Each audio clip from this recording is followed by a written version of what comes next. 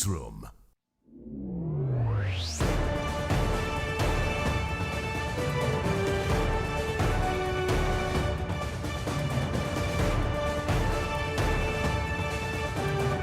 This is your newsroom for today, Tuesday, November 18th, 2025. We're broadcasting to you on E1 SKAR TV, NTN, and TARZEE TV in Bartica.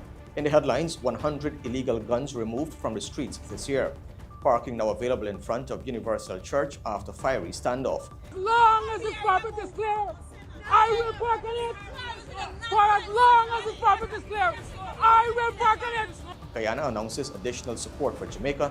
And in sport, Guyana Harpy Eagles aiming for positive start to CG United Super50 on Wednesday, and national female basketball players set sights on 2026 CentroBasket Championship.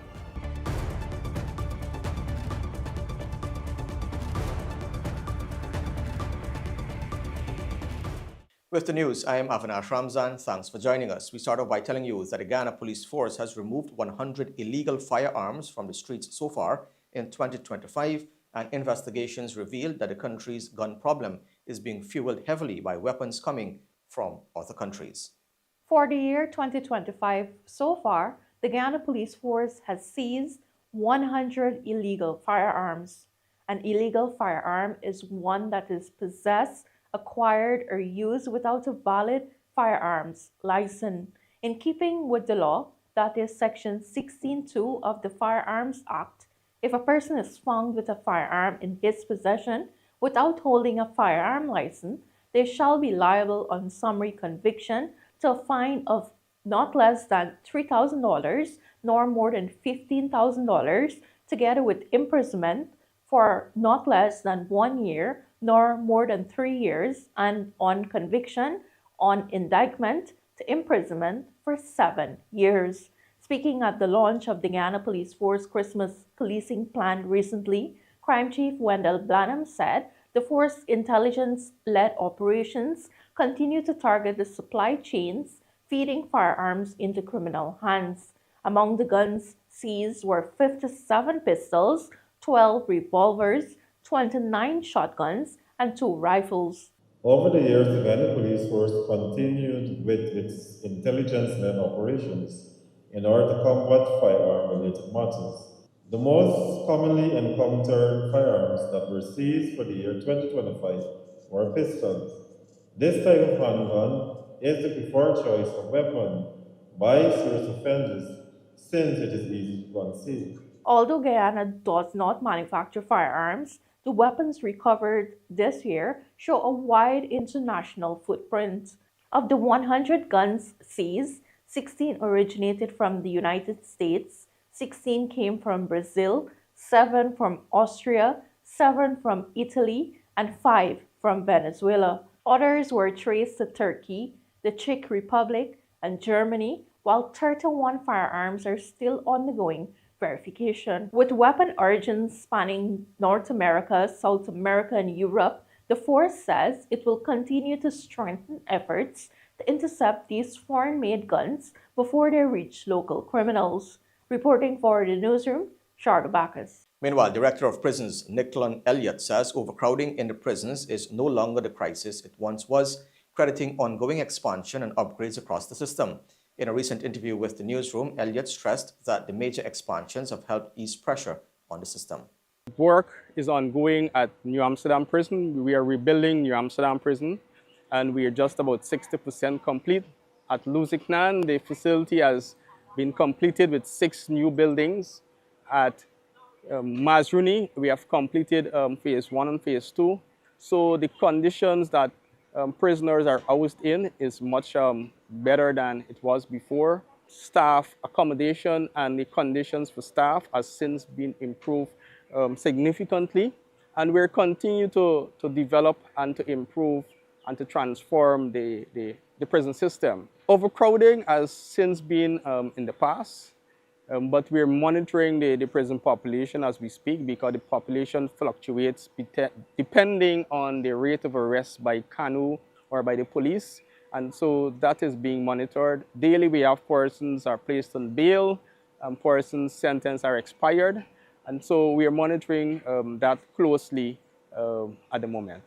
Currently, the Office of the Attorney General is working on reviewing the Prison Act that will lead us that pathway to corrections, because that is what we have accepted internationally and regionally. So we can able to buy in and into the whole issue of acceptance of persons coming back into the society. Now, a tense situation unfolded on Monday at the corner of Charlotte and Wellington Streets in Georgetown over a parking spot. In a video now widely circulated, a representative of the Universal Church was seen berating a driver who was parked in front of the building. While the video went viral, seemingly due to the church representative's antics, it spotlighted a major issue in the city and forced the mayor and city council to respond. More in this report. On Monday, a man unleashed a tirade in front of the Universal Church of the Kingdom of God on Charlotte and Wellington streets. He was a representative of the church, but he wasn't casting away evil. You can see the block, my Try. Get inside You the car. can see the block. Get inside the car. Get inside the car and do that. Get inside the car and do it. Get inside the car and do it. Get inside the car. Touch me, man. Get inside the car. Touch me. Get inside the car. Touch me. Go ahead. Touch Go me. ahead. The church representative was berating a member of the public who parked on the parapet in front of the church.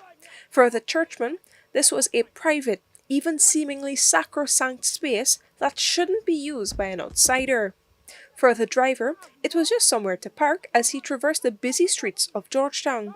In a video now viral, the driver stood his ground. For as long as the prophet is clear, I will park on it. For as long as the prophet is clear, I will park on it. I will park on this and any prophet that is clear. Soon after the video was shared online, the mayor and city council responded. First, to clear the encumbrances from the parapet and allow persons to park freely. And then, to clarify that there was no permission granted for the exclusive parking claimed by the church. This council has never given the Universal Church any parking. No parking facility was even ever applied for by the Universal Church to this council for them to have reserved parking. So it's very erroneous for the pastor himself to speak so vociferously about the reserve parking and to appear like if they have reserved parking from this council. On Tuesday, the newsroom visited the church, or rather, the parking spots outside the church. The churchman was nowhere to be seen, but minibuses and cars filled those spots while drivers went about their business nearby. Elsewhere in the city, parking remains a serious issue, with many drivers parking in haphazard ways or forced to keep circling an area until a parking spot is found. Monday's incident spotlighted the unlawful demarcation of parking spaces for private use. Reporting for the newsroom, Vishani Raghavir. Guyana's President, Dr. Irfan Ali, and several other Caribbean leaders visited hurricane-ravaged communities in Jamaica on Monday, seeing for themselves the devastation in that country. At the end of the visit, Dr. Ali said that additional support will be provided. Announcement as captured by the Jamaican Gleaner. Let me first of all say to the government and people of Jamaica that I bring to you the love of the people of Guyana. Of course, we are here as one team, as a CARICOM team, and bringing our efforts together to support the people of Jamaica, Prime Minister Holness. But I want to really commend the people of Jamaica for the type of resilience I saw today driving through. And for those who are looking on throughout the region, you have to be here to see this devastation. There's no word, words cannot describe the type of damage that was done here.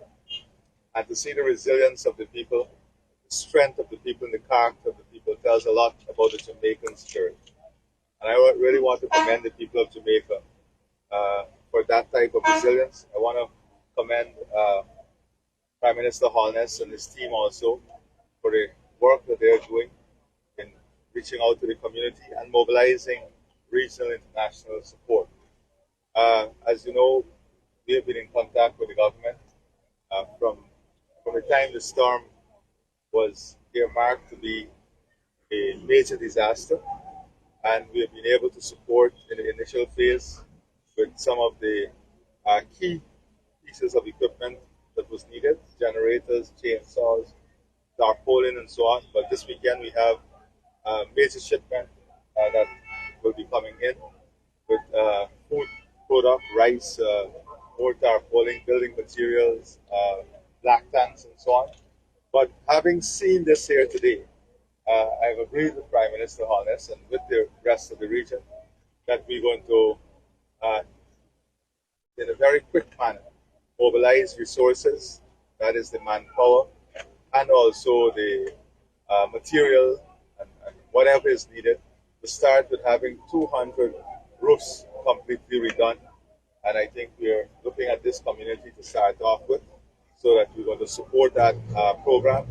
And with Brigadier Williams and the team here, the Member of Parliament, we're going to work with Prime Minister Holness and his team on ensuring that as quickly as possible, I think Prime Minister Holness has set himself a very tight schedule, that is to ensure that whether if it's through roof replacement or the tarps, that we have everybody at least under some form of shelter before the Christmas holidays. And I think that's a remarkable target, and we're going to try as far as possible to see how we can support that. A full team from the Guyana Defence Force will be here, and we are very happy to be part of this CARICOM team, this CARICOM mission. I think this is an important reason for us to be here too, to let the region understand that we are one Caribbean, we are one people, and this is why we are a community. Because in times like these, the community pulls strength from each other, draws strength from each other, and support each other. So to the people of Jamaica, we want you to know you have our love and our support. When the news returns, we tell you the EU's final election report. Stay tuned.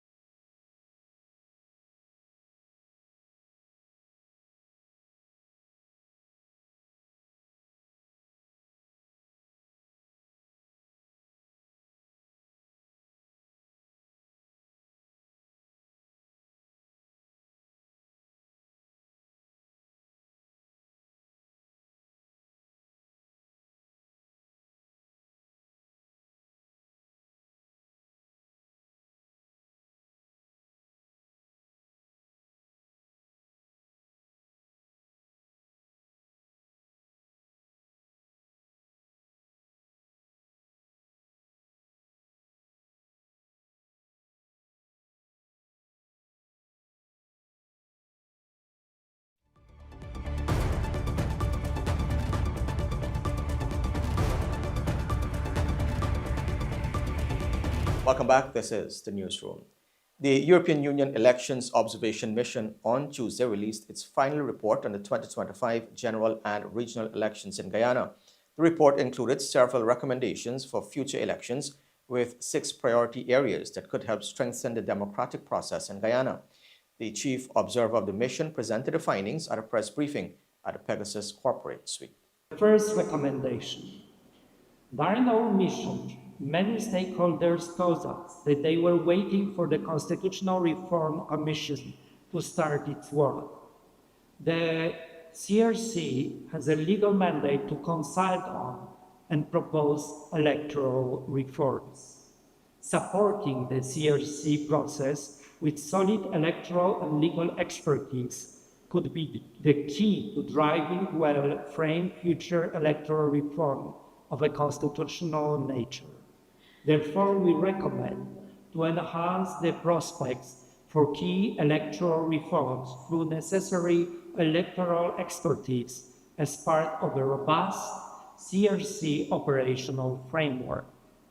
Secondly, we heard repeatedly that people did not fully trust the voter list, especially because there was no recent census data and comprehensive way to remove deceased persons, including all those who died abroad. We therefore recommend to adopt clear and comprehensive campaign rules, including for the conduct of public officials and for the use of all types of state assets to avoid undue advantage of incumbents. 4 priority recommendations. The current standing ceilings are unrealistically low and do not reflect what parties actually spend, especially online. At the same time, there are no clear rules on who can donate, on third-party spending, or on foreign funding, and in practice, parties often do not report their finances. Having an independent oversight body and updating the rules would increase transparency for voters and give parties a clearer and fairer framework.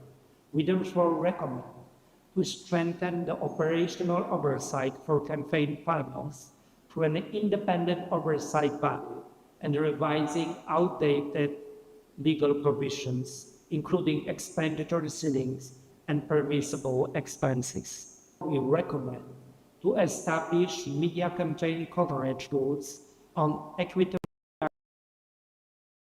for electoral contestants as well as political advocacy in a timely and consultative manner.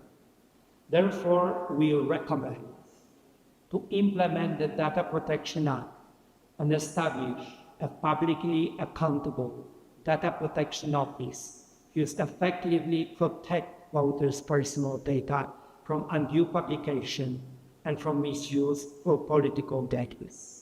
For a century, the Cathedral of Immaculate Conception, also known as the Brigham Cathedral, has stood as one of Guyana's most enduring spiritual landmarks, and for its centennial anniversary, a festival of trees was orchestrated to honor its continuous service. As the Cathedral of Immaculate Conception marks 100 years of continuous service since the current building was opened in December 1925, the historic church remains a pillar of community life, shaping family traditions and offering comfort, celebration, and guidance to thousands who have passed through its doors. To honor those memories, a festival of trees allowed various parishes and partners of the church to display decorated trees. The coordinator and long-standing member, Francis Canzias, shared a brief history of the church. So for around 200 years, there's been a Catholic church on this site. The first church was opened in 1825 and was a small building. It was demolished in the 1860s and a wooden cathedral was erected. That cathedral was destroyed by fire in 1913. At that point, funds were being raised to construct a new cathedral, which is this building. We had really 2 major ceremonies of a Catholic nature, which was the ordination of the first Guyanese bishop in 1971. And then I think it was in 2004, a new bishop was appointed and ordained, who is still currently the Bishop Francis Allen. Apart from that, we have had other ordination of priests to the religious life. Though it is the leading Catholic church of the country, it is more than a place for Catholic devotion. According to Kanzias, it is a place where generations, regardless of religion, have come to be united in marriage, mourn loved ones, and gather in worship. Each year, Christians occupy the cathedral for holy masses, including Ash Wednesday, Good Friday, and Christmas. A major event held at this cathedral was the funeral service of the late Governor General Sir David Rose in November 1969. So the church has served a wider, in the wider society, the building itself has served the community and the people of Guyana. Well, All Year's Night is a big thing, so people like to spend their midnight in the church. Another thing the cathedral has become famous for is the annual Festival of Carols. And this year, that will be held on Friday, the 12th of December. Right? And that has been going for about 54 years now. This Festival of Trees concludes on Tuesday as the church ushers in its Christmas celebration. For the newsroom, Lizzie Yearwood. At COP30 in Belém, Guyana strengthened its high-level presence on Monday as Minister of Natural Resources Vikram Bharat addressed world leaders at the opening of the high-level segment and helped usher what may be one of the summit's most consequential developments, the launch of the new coalition with the Forest and Climate Leaders Partnership. Forests can deliver a third of climate change mitigation needed by 2030. Brazil has shown what is possible, having previously delivered an 80% reduction in deforestation, preventing 5 million tons of CO2 emission, and now placing carbon at its forests at the center of COP30. What is needed now is finance to achieve this level of results across the world. Towards that end, Guyana has been pleased to work with Brazil and other partners through the Forest and Climate Leaders Partnership, which we co-chair with the United Kingdom, to develop the Forest Finance Roadmap. This sets out 6 complementary options to make forests worth more alive than dead. The other roadmap solution I want to highlight is jurisdictional REDD+, which is already delivering results around the world. In Guyana, jurisdictional REDD+ has enabled us to maintain one of the world's lowest deforestation rates while improving lives. We strengthened MRV systems, expanded indigenous land rights, and integrated early into global carbon markets. Guyana became the first country to issue R3's jurisdictional credits and to access the CORSIA compliance market. To date, we have received well over $500 million United States dollars in jurisdictional REDD+ payments. As co-chair of the FCLP with the United Kingdom, we were pleased to incubate the scaling of J+ Coalition, which was launched this morning. It brings forest countries, indigenous organizations, investors, standards, and civil society together to expand high-integrity jurisdictional forest finance and implement the full forest finance roadmap. When the newsroom returns, the financial weather and bridge report along with sport. Stay tuned.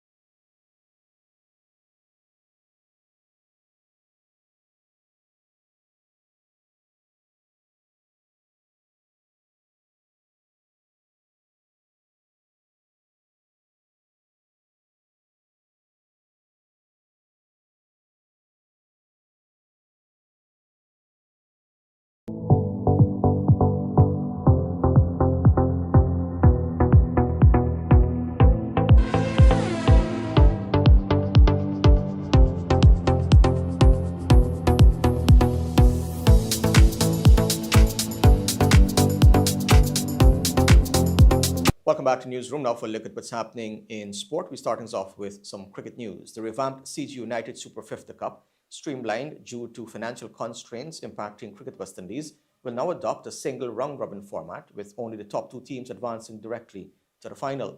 6 territorial teams will contest the competition across 3 venues in Trinidad and Tobago from November 19th to the 29th. The Guyana Harpy Eagles launched their campaign on Wednesday against Jamaica Scorpions, and head coach Ryan Hercules has stressed the immediate importance of a strong start. He highlighted that given the compressed format, multiple scenarios can emerge at the back end of the tournament in the tight race for the coveted top 2 positions. The Harpy Eagles are keen to end a significant drought, aiming to secure their first 50-over title since 2005. Level playing field for everyone. Obviously, we know it's 5 games. You need to start and start well. There won't be any time to make up if you get 2 losses up front. We can't predict the future. We don't know what will happen, but we got to make sure we stay positive, still play cricket with intent. I mean, if we don't get a good game, at least we want to see the guys trying and fighting, and we could learn from that and move forward. But like you said, short tournament, 5 games. We got to make sure we start the first game against Jamaica and we start well, and hopefully we pick up some momentum from there and go on into the rest of the games. If you get into the mindset of them and let them know, it's not a big space to think about something too long, because you need to think about it and move on fast as possible, because it's less time. It's not like in a 40 game when you have a whole day or 2 days to bounce back. So for them to understand that transition period between a few overs, they need to make that adjustment. That's where the challenging will be for the younger bunch, but I'll definitely depend on the guys like Kimo Paul and Moti, senior guys Nando, who's in Anthony Adams as well in the side, to share that kind of experience, so the guys could understand when it comes to that part, how we can help their game and help us as a team as well. Now, the Georgetown Cricket Club is intensifying its efforts to fast-track cricket development at the club by being proactive in raising funds to execute its programs. On Sunday last, the club held a fundraising table cricket competition and barbecue sale, with proceeds intended to make the cricket section of the club sustainable. The table competition attracted 10 top teams from across the country playing in a knockout format, with Madhya Movement's family emerging champions. According to Executive Committee member of the club, Richard Cansanelli, the cricket section was challenged by the executives to involve young members in the planning of events to raise funding.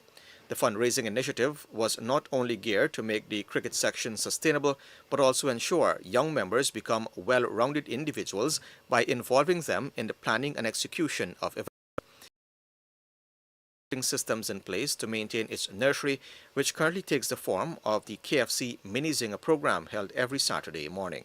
So basically, we have every Saturday morning, as rightly mentioned, the KFC Zinger program that is being run with our coaches, head coach Bitu Prasad, and also with assistance from Martin Bell as well. So we're looking to create a nursery of cricketers being born and bred from GCC, raised by GCC. As I mentioned, every Saturday we have that program in the morning from 8. You could come in and speak with the coach. You could even speak with the president, Mrs. Jonathan Yearwood, who's very passionate about this program as well. And you can get yourself enrolled into the program. Cansanelli also extended an invitation to members of the corporate community who might be interested in cricket development to partner with the club in its efforts to further enhance the game. Being, I won't say a full veteran, but being part of GCC since 2000, definitely fundraising has been a challenge. And again, so this is why we're trying to raise our own funds so that we can be sustainable for our own selves. And we're definitely looking for Corporate Guyana, looking out for those companies to come on board. As you know, the Border Oval is one of the oldest in the world, the oldest in the Caribbean. So we're looking for that partnership to bring this back to its former glory. Reporting for Newsroom, I'm Avinash Ramzan. Now, Anand Raghunath, seen here on the left, will serve another consecutive term as president of the Guyana Chess Federation, following the Federation's biennial national conference held virtually on Sunday, November 16, 2025. Raghunath and his entire slate for the 2025-2027 Board of Directors returned to office unopposed, as declared by the returning officer, Attorney at Law, Tanya Warren Clement. Returning as Vice President is Irshad Mohammed, seen here on the right, Company Secretary Marcia Lee, seen at center, and directors Laris Natu, Davian Mars, Shiv Nandalal, and Yolanda Sami. The committee members serving on the board are John Lee, Pratima Balgobin, Gilbert Williams, Sabine McIntosh, and the new addition, Roberto Neto. The new board of directors will serve for the next 2 years, concentrating on the continued development of chess within the country, with plans for expansion in some regions as its main goal. Basketball news now. Now that the FIBA Caribbean Women's Basketball Championship is over, the Guyana Basketball Federation and the national female basketball team have shifted focus to participation in next year's CentroBasket Championship. Virgin Islands, Guyana, and Bahamas have qualified for the next major women's championship in 2026, following their top 3 placements at the Caribbean Championship at the Cliff Anderson Sports Hall. For overseas-based national players Joy Brown and Amisha Ramlal, the opportunity earned to compete at the CentroBasket tournament is one that all players are embracing. At the conclusion of the FIBA Caribbean Women's Championship hosted in Guyana for the first time since 1994, Virgin Islands emerged champions with a perfect 4-0 record to take the gold medal. Guyana, with 3 wins and a defeat, captured silver, while Bahamas, with 2 wins and 2 defeats, copped bronze. By virtue of their top 3 finish, these nations have now qualified for the CentroBasket tournament in 2026, with Jamaica and Suriname missing out. Skipper Joy Brown and standout player Amisha Ramlal were elated to play their part in helping Guyana to seal the qualification spot. Overseas-based players Brown, Ruth Adams, Anaya McDavid, and the Ramlal sisters Amisha, Arsha, and Ashna did the heavy lifting for Guyana throughout the tournament. I think definitely we have to keep the basketball program alive right now, developing the local girls, because we need them in order to compete at the highest level, and we need everyone. Definitely continue to work with them and develop them so they can, when they get on that stage, be able to compete at the high level. I would say it's a big honor to be part of something like this for Guyana and be able to do that for the country and the program. So looking forward to push our team to be even better, and obviously, like Joy said, push our local girls so we can compete on the highest stage is what the next step would be. For me, it's been a dream, an all-time dream since I started playing basketball in high school, playing in college, now playing professional. It's always been my dream to put on this jersey and represent Guyana. And I can only feel joy right now, and hopefully I get the opportunity to do that again. Every single night of the championship, the Guyana team was given tremendous support as fans and family members of the players turned out in their numbers to cheer on their every move. That support from beyond the court meant everything to Brown, Ramlal, and the Guyana team as they showcased their skills at the sports hall. They were our 6 men. Their energy, we feed off that, and I love that everyone came out and showed the love and support for us. And hopefully next tournament, everyone come out and show the love again, because having the fans behind you is everything as a player. And I just felt that joy. It's an indescribable feeling to see my family get to see what I do. This is what I do every single day, and they come here and just share that joy with me, share that happiness. It's a feeling that I will never forget. It's one of my best feelings I've ever had in basketball, and I want to hold on to that. Obviously, my family is able to come to a lot of my games, but being able to show my family all the hard work I put in every day, so being able to do that for them is obviously an amazing feeling you'll hold on to. Reporting for Newsroom, I am Avinash Ramzan.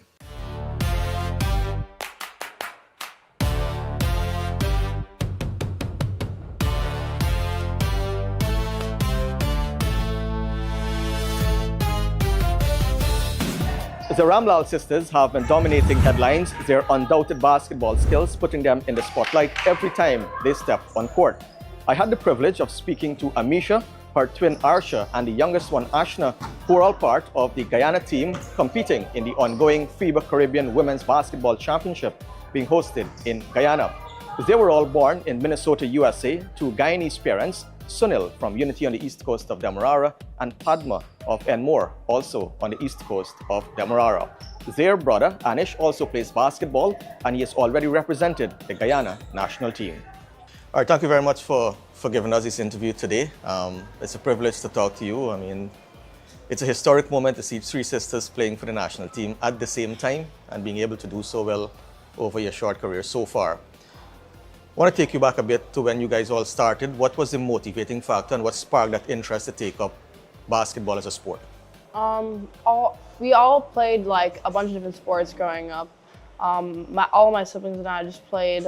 We played soccer, track, softball, basketball, but we always liked basketball a lot more. And my brother also liked basketball a lot more too, so we kind of gravitated towards that. So, and we're also really competitive, and we like to be good at what we do. So that definitely motivated us to be consistent, be determined just to be good at what we do.